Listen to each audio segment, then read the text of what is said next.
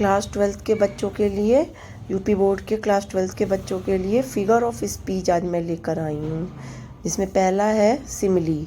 अब सिमिली क्या होता है? A comparison is made between two different things and the comparative word like, so, as are used. तो simile वो होता है जिसमें हम कंपैरिजन करते हैं दो व्यक्ति या दो वस्तुओं में, और इनकी पहचान है कि कंपैरेटिव वर्ड लाइक, सो और एस का यूज़ जो है दिया रहेगा।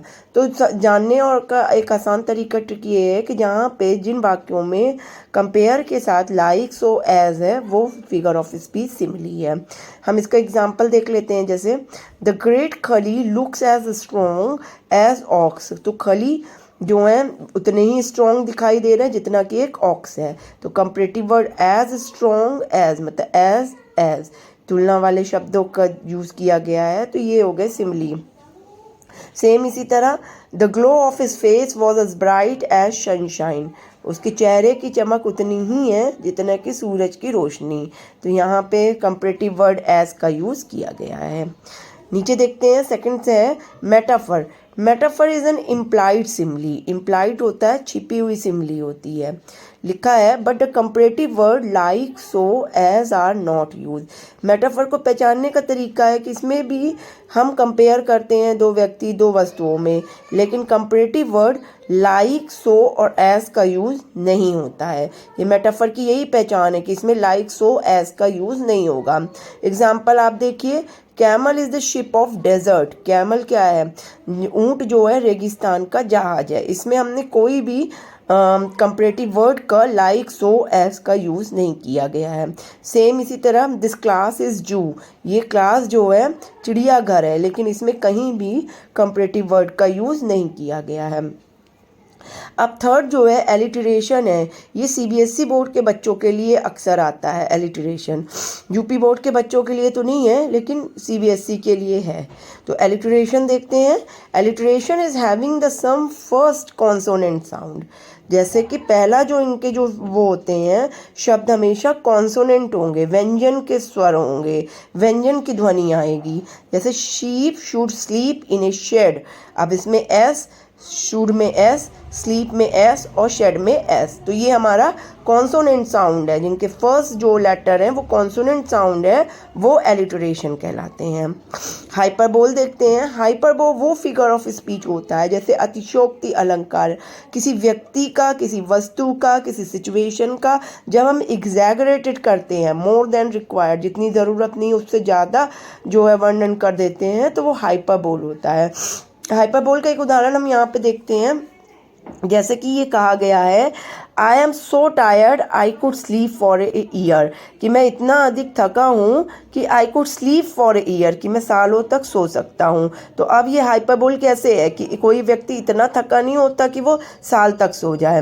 तो I have told you 1000 time about them, कि मैंने तुम्हें इसके बारे में हज़ारों बार बताया। अब कोई व्यक्ति 1000 बार नहीं बोल सकता। तो ये हमारी हो गई हाइपरबोल फिगर ऑफ स्पीच।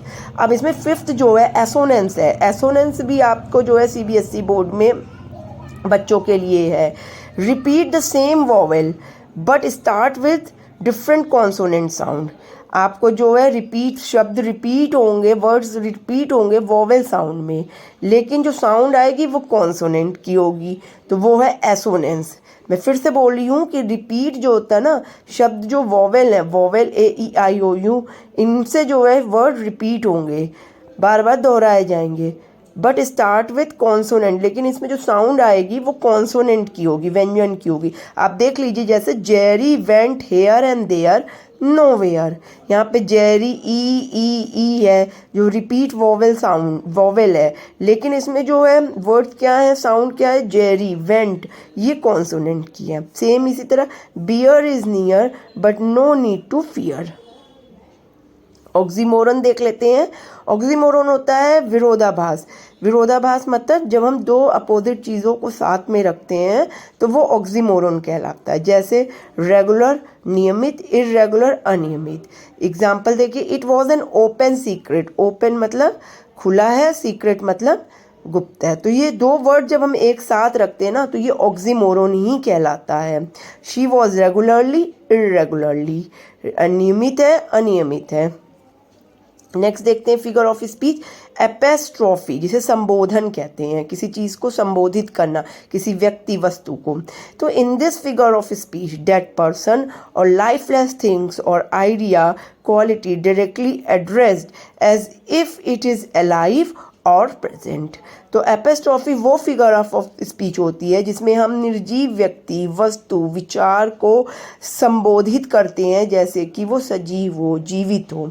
ठीक है, जैसे इसमें अक्सर आप ओ एच या एक्सक्लेमेशन मार्क में पाएंगे। जैसे पहला एग्जांपल, ओ होली नाइट, ओ होली नाइट, ओ पवित्र रात। तो ये जो है ओ से संबोधित किया गया है होली नाइट। तो यहाँ जो है इन एनिमेट मतलब लाइफलेस चीज़ों को जब हम संबोधित करेंगे, एड्रेस करेंगे, तो वो सजीव की तरह लगेगी, तो वो हमारी एपिस्ट्रॉफी कहलाएगी। चलिए नेक्स्ट देखते हैं। अब नेक्स्ट फिगर ऑफ स्पीच हमारी आ गई पर्सोनिफिकेशन। पर्सोनिफिकेशन कौन सी होती है? जब हम लाइफलेस ऑब्जेक्ट या एब्स्ट्रैक्ट आइडियाज, थॉट्स को लिविंग बीइंग की तरह डिस्क्राइब करेंगे। पर्सोनिफिकेशन अक्सर वो फिगर ऑफ स्पीच होती है जब हम निर्जीव व्यक्ति, वस्तु का सजीव की तरह चित्रण करते हैं।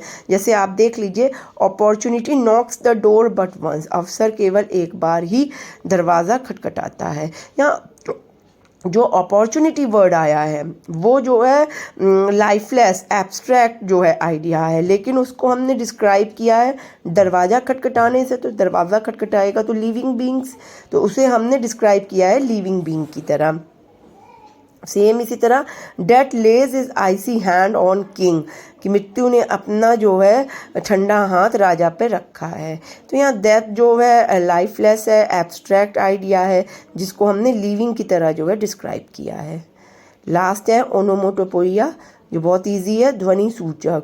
The meaning of some words are convey by its sounds, such words are called onomatopoeia. Onomatopoeia नाम से ही आपको लग रहा है ध्वनि सूचक है। इसमें किसी भी झरने, नदी, एनिमल्स, बर्ड्स, इनकी जो साउंड होती है, जो कन्वे होता है, वो होता है ओनोमोटोपोइया। जैसे the cat mew, cuckoo, buzzing bee. तो ये हमारे जो हैं फिगर ऑफ स्पीच है।